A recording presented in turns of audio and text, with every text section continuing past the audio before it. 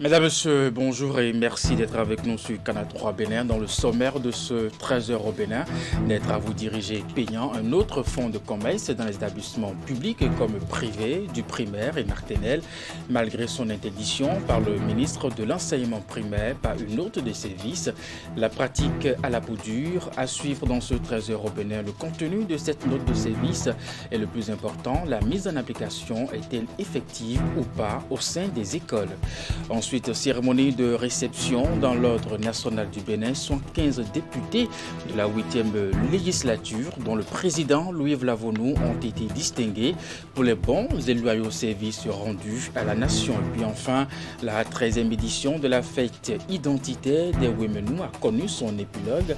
La cérémonie de clôture a été marquée par une messe catholique célébrée par Monseigneur Aristide Gonzalo. C'était à l'occasion pour les fils et filles de la vallée de Lemay de renforcer le vivre ensemble à travers des moments festifs.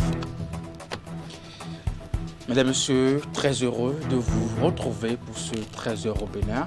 La pratique à cours dans certains établissements publics comme privés du primaire et maternel, l'organisation des travaux dirigés payants constituerait une forme de marchandisation de l'éducation et le ministre des enseignements primaires a su prendre ses responsabilités. En témoigne la note de service en date du 8 décembre 2021 qui vient rappeler les acteurs à l'ordre. Quel est le contenu de cette note de service? Et puis le plus important, la mise en application est-elle effective ou pas au sein des écoles? Élément de réponse dans ce reportage signé Teddy Goudalo. Nous avons été informés de ce que les TD s'organisent dans les écoles, même jusqu'en classe de CI et parfois même à la maternelle. Voilà ainsi présentée la situation qui prévaut dans certaines écoles publiques et privées du Bénin. L'organisation des travaux dirigés constitue d'après cette note de service de Salimane Karimou, ministre des enseignements maternels et primaires, une pratique de marchandisation de l'éducation. On se demande qu'est-ce que l'enfant de la maternelle a appris alors qu'il est en pré-apprentissage. Qu'est-ce que l'enfant de la maternelle a à faire avec les travaux dirigés? Même pas au CI, au CP, au C1. La note de service date du 8 décembre 2021 et vient rappeler à l'ordre les responsables d'école. Elle porte en objet interdiction des travaux dirigés à titre payant dans toutes les classes du primaire et les sections de la maternelle. Et pourtant, les poches des parents d'élèves continuent de saigner. Les parents sont grugés sérieusement. C'est par là que les parents sont grugés. Si c'est organisé, si c'est bien organisé, le gouvernement n'a pas de raison d'aller contre. Mais il semble que chacun y va à sa manière. Et puis, ce n'est pas exclu qu'on demande à des enfants d'une classe d'examen d'apporter 5 000 francs chaque mois, d'apporter 3 000 francs chaque mois, ou bien à chaque séance d'apporter 500 francs. Donc, alors que c'est pire lorsque c'est l'enseignant même qui garde l'enfant, qui garde les enfants. Alors, les parents qui n'ont pas la possibilité de payer ces sous-là, qu'est-ce qu'ils deviennent? Grosse interrogation donc, mais le mal persiste toujours. Selon le secrétaire général du ministère des enseignements maternels et primaires, des enseignants vont même organiser jusqu'à 3 séances de travaux dirigés par semaine dans l'objectif de maximiser les bénéfices. Où est-ce que l'enseignant a trouvé les 3 séances lorsqu'on sait que c'est le mercredi soir seul, qu'il y a un jour de repos et qu'il y a samedi? Alors ça veut dire qu'il utilise le mercredi soir, il utilise le samedi matin, il utilise le samedi soir. De quel temps disposent les apprenants pour s'occuper? Enfin, il faut que les apprenants aussi s'occupent de leurs habits. Il faut qu'ils lavent leur tenue d'écolier. Il faut également qu'ils aient un temps de loisir et de plaisir. Parfois même, certains enseignants se plaisent à envoyer comme sujet de composition, de devoir, les sujets qu'il a traités avec les enfants qui sont venus au TD. Cela donne l'impression que les enfants ont travaillé parce qu'ils ont déjà vu ces épreuves-là. Le pire, c'est que quelquefois, on réserve certains enseignements qu'on doit faire en classe pour les dispenser, ne serait-ce qu'à ceux-là qui ont payé pour participer aux travaux dirigés. Alors, le maître est pour tout le monde. La mise en application de cette décision du ministre Salimane Karimou n'est pas encore perceptible dans les écoles concernées. Il faudra donc un suivi rigoureux et c'est la doléance du président national des parents d'élèves. J'invite le gouvernement, les ministres des sous-secteurs à avoir un œil fortement regardant sur ce qui se passe dans les écoles privées. Parce que c'est comme si les écoles privées ne relèvent pas de la juridiction de ces ministères. Et les écoles privées sont libres. Il faut même aller jusqu'à harmoniser les frais de scolarité dans les écoles privées. Et puis nous restons au niveau de l'école primaire. Ils sont sous sanction pour avoir fixé et perçu des frais fantaisistes dans la constitution des dossiers d'examen du certificat d'études primaires. Au lieu de 1500 francs CFA, certains parents d'élèves ont été contraints à payer des sommes qui varient entre 3 000 francs CFA et 10 000 francs CFA. Dans le département de l'Atlantique, 16 directeurs d'écoles primaires sont concernés. Et le trop perçu s'élève à plus de 39 millions de francs CFA. La lumière a été faite sur ce dossier. À suivre dans ce reportage de Idrissou Boukari, Rachidi et Soubérou, les contours de ce dossier. Un peu plus de 39 millions et demi de francs CFA. C'est la moisson du rançonnement des parents d'élèves par certains directeurs d'écoles primaires dans le département de l'Atlantique. Le motif du trop perçu se trouve dans les frais de constitution des dossiers de candidature pour l'examen du certificat d'études primaires. Suite aux plaintes des victimes et dénonciations, le ministre des Enseignements maternels et primaires a commis une mission pour vérifier les faits et c'est là où le poteau rose est découvert. Réglementairement fixé à 1 500 francs, à savoir 200 pour les frais de relevé de notes, 500 pour l'inscription et 800 francs pour l'établissement de la carte scolaire. Certaines écoles exigent des montants allant de 3 000 à 10 000 francs CFA pour la même finalité. Une situation préjudiciable aux efforts du gouvernement pour alléger les charges scolaires aux parents d'élèves. Dans aucune école sur toute l'étendue du territoire de notre pays, on ne devrait plus prendre plus que 1 500 francs comme frais d'inscription au CEP. Il n'y a plus de frais à percevoir pour les examens blancs puisque 500 francs sont autorisés à être prélevés dans la subvention de l'école pour les examens blancs. Ce qui fait que nous parlons de l'Atlantique. Je le répète encore, c'est parce que l'Atlantique s'est dépêché et c'est ce que nous avons souhaité puisque nous avons demandé que les directeurs d'école qui ont pris plus que 1 500 francs restituent le trop perçu. Dans un communiqué en date du 24 novembre 2021, le ministre des Enseignements maternels et primaires avait déjà tiré la sonnette d'alarme. Dans ce document, le ministre Salimane Karimou a déploré par ailleurs le fait que certains directeurs d'école greffent le montant des examens blancs à caractère facultatif sur les frais de constitution des dossiers d'examen. Pour les parents d'élèves, cette pratique ne date pas d'aujourd'hui. Non, c'est une habitude. C'est une habitude. C'est-à-dire que ces directeurs d'école sont habitués à se comporter de cette manière-là. Lorsque vous prenez une décision et que la décision n'est pas exécutée par vos structures décentralisées ou sous tutelle, il ne vous reste qu'à sévir. Au total, 16 écoles primaires des 9 circonscriptions scolaires du département de l'Atlantique sont concernées par cette situation précise, même si le phénomène a une dimension nationale. La faute est commise et il faut sanctionner les auteurs. Pour le président de l'Association des parents d'élèves et d'étudiants du Bénin, le gouvernement doit prendre ses responsabilités. Non seulement ceux-là qui ont commis cette faute lourde, parce que c'est de ça qu'il s'agit, ils doivent être sanctionnés. D'abord, retourner les sous aux parents d'élèves et puis ils doivent être sanctionnés pour n'avoir pas exécuté l'ordre donné par l'autorité. C'est vrai, le régime de sanctions a des niveaux, a des degrés donnés. Il y a les sanctions de premier degré, les sanctions de deuxième degré. Les sanctions qui sont prises actuellement sont des sanctions de premier degré qui sont prises au niveau des directions départementales. Ça part d'une demande d'explication d'abord pour s'assurer que l'agent est conscient qu'il a commis l'erreur. Et il y a les avertissements. Ils ont reçu des avertissements, ils ont reçu des mises en garde. Ce ne sont que des sanctions comme celle-là d'abord. Maintenant, à la récidive, ils auront des sanctions peut-être de deuxième degré. Sommés à rembourser le montant illégalement perçu, certains directeurs d'école se sont très vite exécutés.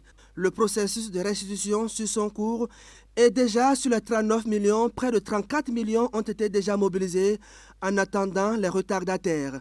Dans ce communiqué qu'il a signé, le ministre des Enseignements maternels et primaires a demandé aux acteurs de l'école, notamment les chefs des régions pédagogiques, conjointement avec les conseils pédagogiques, à suivre le processus de constitution des dossiers dans les écoles afin de mettre fin à toute velléité contraire aux tests en vigueur. Cérémonie de réception dans l'ordre national du Bénin. 15 députés de la 8e législature, dont le président Louis Vlavonou, ont été distingués pour les bons et loyaux services rendus à la nation. Le point de cette cérémonie qui s'est déroulée à l'Assemblée nationale avec Emma Rodono. 5 députés, dont le président de l'Assemblée nationale, Louis Vlavonou, et 4 de ses collègues, Dominique Achaoué, Boniface Yawetome, Robert Bian et Sina Idrissou Bior, fait grand officier, et 70 autres députés élevés au rang de commandeur. Ils ont été reçus dans ces différents grades de l'Ordre national du Bénin en reconnaissance de bons et loyaux services rendus à la nation, dira la grande chancelière de l'Ordre national du Bénin qui a présidé cette cérémonie de distinction. Jamais on n'a vu dans l'histoire récente de notre pays et de notre démocratie un parlement se consacrer, se dédier tout entier à l'unité et à la paix en son sein, la bonne gouvernance, la coexistence pacifique institutionnelle en vue du progrès, du développement de notre pays. Monsieur le Président de l'Assemblée nationale, honorables députés, le Parlement de votre temps, Parlement digne du recul démocratique, qualifié de Parlement monocolore et aux ordres, traité de caisse de résonance de l'exécutif, est pourtant, paradoxalement, le Parlement qui n'a jamais rien attendu de contraire, jamais rien réclamé à qui que ce soit avant de faire son devoir, de voter les lois. Votre mandature a été et reste celle des hommes et des femmes qui ont fait le choix de servir la nation dans une adhésion quasi collective au combat de tous pour l'émergence de notre pays, sa dignité et son respect. Au nom des récipiendaires, la première secrétaire parlementaire s'est réjouie de l'honneur que leur fait la nation à travers cette distinction et promet qu'avec ses collègues, le cap sera maintenu pour le rayonnement du Bénin. Au nom des récipiendaires et de l'ensemble de la représentation nationale, je voudrais alors vous remercier, tout simplement, pour vos éloges et vos encouragements qui nous galvanisent davantage dans notre engagement à mieux servir notre pays sans craindre d'être mal compris par une partie de ce vaillant peuple que nous représentons. Je voudrais aussi et surtout exprimer notre sincère gratitude au président Patrice Talon, grand maître de l'Ordre national du Bénin, qui a bien voulu nous accorder les hautes distinctions honorifiques que nous venons de recevoir. Nous en partageons l'honneur avec nos mandants, ainsi que les membres de nos familles respectives.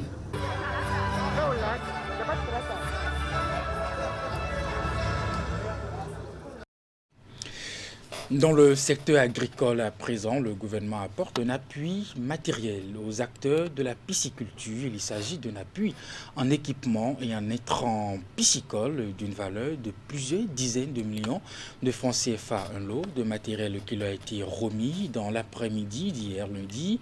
La cérémonie de remise officielle s'est déroulée dans les locaux de la Direction générale des pêches en présence du ministre de l'Agriculture, de l'Élevage et de la Pêche. Je voudrais ici simplement vous remettre ce matériel afin que vous en fassiez très bon usage. Des propos de Gaston Dessououi qui consacre la réception officielle de ce lot de matériel destiné aux acteurs de la pisciculture. Un lot d'équipements composé de 57 tonnes d'intrants, essentiellement des aliments à poissons, des motopompes, des balances électroniques, des moteurs hors-bord, des pirogues monocyles et des filets saines de pêche. Ces filets vont servir à ces pisciculteurs ordinaires de réaliser les pêches de contrôle dans les étangs, puisque c'est un matériel qui qui cause un peu de problème à ces pisciculteurs. Donc, ce matériel sera positionné au niveau des pisciculteurs clés afin que les pisciculteurs ordinaires puissent s'en servir en cas de besoin. Cet appui d'une valeur de 150 millions de francs CFA est le fruit du projet de vulgarisation de l'aquaculture continentale. Objectif, renforcer aux acteurs de la chaîne de production halieutique leur capacité de production. En nous appuyant à près d'une 60aine de tonnes d'intrants piscicoles, surtout l'aliment poisson, c'est contribuer, Monsieur le ministre, à la production, à notre coût de production à près de 70%. Nous vous promettons, Monsieur le ministre, d'en faire bon usage et que nous vous ferons suivre les résultats d'ici la fin du premier semestre de l'année 2022. Vous allez remarquer les résultats en termes de rendement et en termes du prix de vente du kilo de poisson sur le marché. Dans son intervention, le ministre de l'Agriculture, de l'Élevage et de la Pêche s'est surtout adressé aux bénéficiaires. Vous avez le devoir de rendre compte des efforts ou des effets que cet appui-là a fait sur vos productions et vos exploitations. Vous avez un devoir de redevabilité vis-à-vis de l'État. De toutes les façons, votre production vous revient. Vous gagnerez. Mais nous serons fiers que vous ayez contribué à couvrir les besoins en protéines halieutiques avec des aliments sains.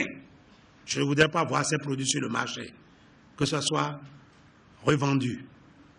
Si nous attrapons quelqu'un là-dessus, il perd la confiance de notre État et de toutes les façons, le reste s'entend très bien. Les bénéficiaires sont ainsi placés devant leurs responsabilités.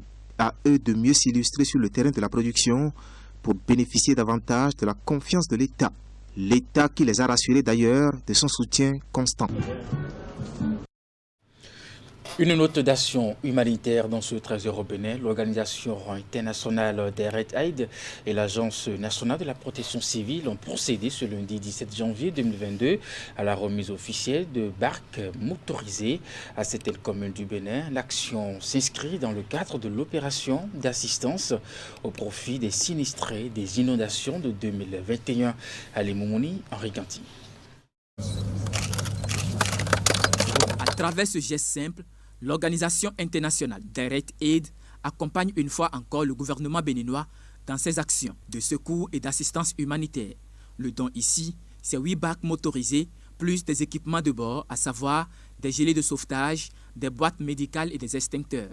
Il est destiné aux communes d'Adjohun, de Banikwara, de Komé, de Ouida, de Ouessé et de Savé. Cette œuvre trouve essentiellement sa motivation dans la contribution à la réduction des cas de naufrage dus à la précarité des moyens de transport fluviaux lagunaires des populations vivant dans les zones rurales. Mesdames et messieurs, le geste de ce jour constitue un de plus pour enrichir plusieurs efforts passés dans le cadre du renforcement de notre partenariat avec le gouvernement béninois, à travers la MPC en matière de protection civile. L'objectif poursuivi est de renforcer ici les capacités de transport fluvio-lagunaire des dites communes et par ricochet de réduire sensiblement les cas de surcharge de barques pour prévenir les chavirements mortels sur nos cours d'eau. Messieurs les maires, en vos qualités respectives de président de plateforme communale de réduction des risques de catastrophe, je vous demande de faire bon usage de ces barques et de prendre les dispositions nécessaires pour assurer leur entretien. À son tour, le représentant du ministre de l'Intérieur a remis les équipements aux bénéficiaires. Avec ces nouveaux matériels, les capacités d'intervention des services techniques de premier secours de ces municipalités seront renforcées, ce qui rendra plus efficace l'organisation des opérations d'évacuation des sinistrés dans les délais requis. Depuis le mois d'août jusqu'à octobre 2021, la plupart des communes situées sous l'emprise du fleuve Ouémé et ses affluents, du fleuve Mono et du fleuve Niger, ont subi les arbres du débordement de certains cours d'eau. Cette situation a occasionné des inondations fluviales avec pour corollaire d'importants dégâts matériels et des pertes en vies humaines. Au risque des causes ayant engendré ces pertes en vies humaines, nous pouvons noter le chavirement des bacs au large de ces cours d'eau. Les préfets dont les départements sont concernés et les maires des communes bénéficiaires ont exprimé à l'occasion leur gratitude aux donateurs Direct Aid et à l'Agence nationale de la protection civile qui conduit le partenariat avec l'organisation.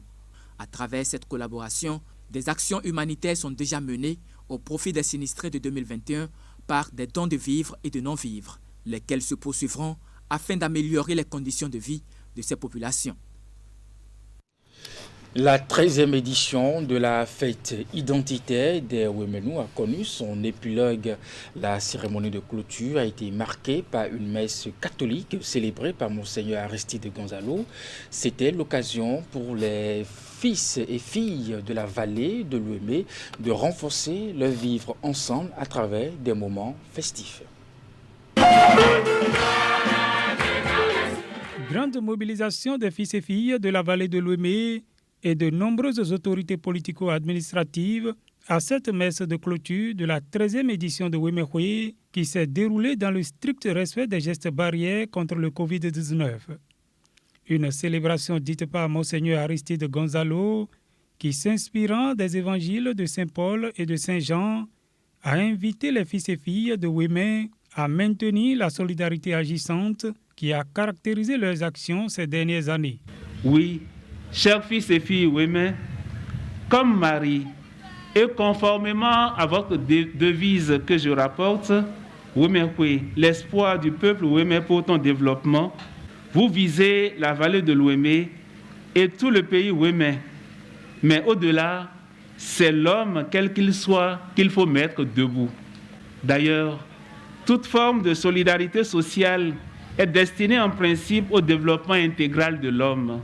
Pour sa part, le coordonnateur général de Ouémé est revenu sur les réalisations de cette 13e édition de cette fête identitaire avant de dire toute sa reconnaissance à l'endroit du gouvernement pour son accompagnement constant dans l'organisation de cette édition. Cette 13e édition de Ouémé, une édition de défi.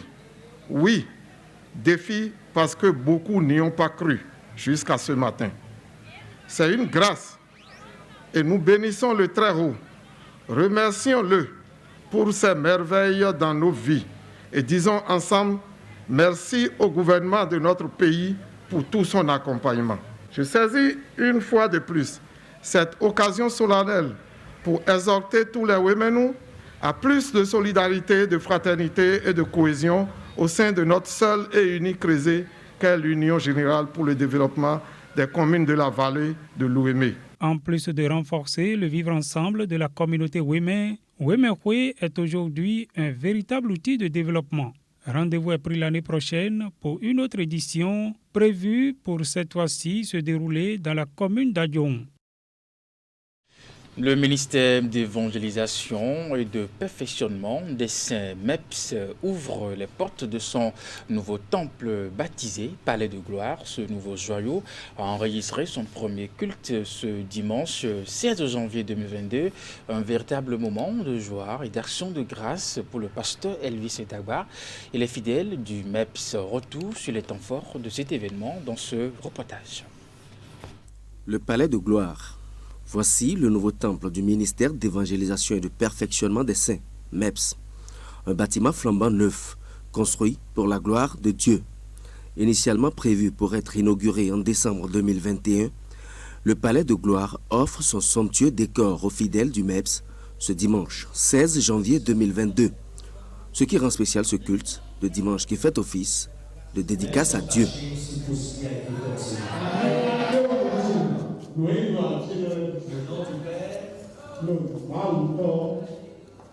Du Fils Pompillon et du Saint-Esprit.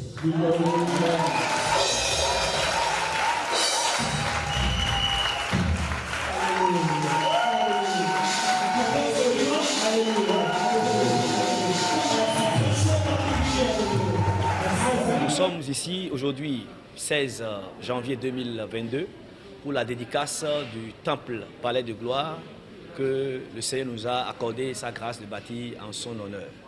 Donc nous avons voulu lui présenter cela et pour lui montrer toute notre gratitude et toute notre reconnaissance. Le temple ministère d'évangélisation et de perfectionnement des saints, le temple palais de gloire, est ouvert, comme vous l'avez demandé, est ouvert sous le signe de l'accomplissement de la promesse de Dieu. Et c'est ce que nous avons d'ailleurs enseigné aujourd'hui, le momentum. Donc le Seigneur rend les choses qui sont difficiles, le Seigneur les rend faciles. Et le Seigneur amène à l'accomplissement les prophéties et les promesses qu'il appelle à ses enfants. À peine opérationnel, le Palais de Gloire enchaîne déjà des activités spirituelles à travers un programme bien achalandé. Pour le pasteur Elvis Dagba, la meilleure gratitude est de faire en sorte que le peuple de Dieu comprenne les mystères et la gloire du Dieu vivant. Le Seigneur nous donnera encore la grâce de bâtir d'autres temples avec d'autres noms. En réalité, RBPS représente le nom de famille et Palais de Gloire représente le prénom. Maintenant, l'Église en elle-même, nous avons nos activités hebdomadaires tous les dimanches. Nous nous réunissons à 8h30, mais le dimanche prochain, spécialement, nous avons un séminaire.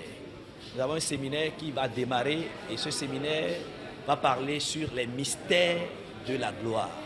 Vous savez, nous sommes dans le palais de gloire et nous voulons amener le peuple de Dieu à comprendre réellement ce qui est caché en réalité dans la gloire.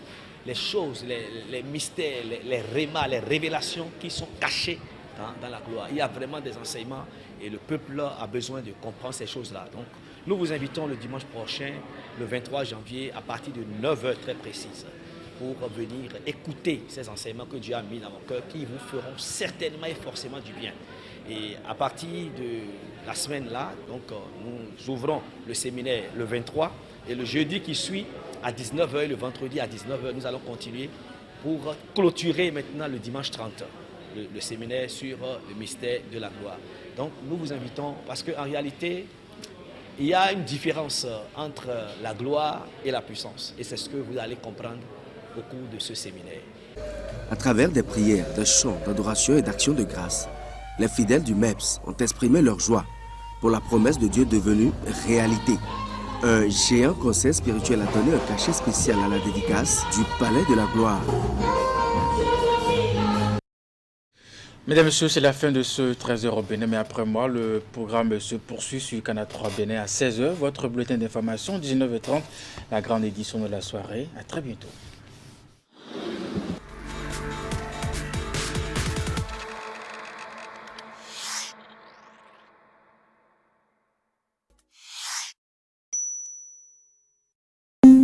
Attention, attention, la Covid-19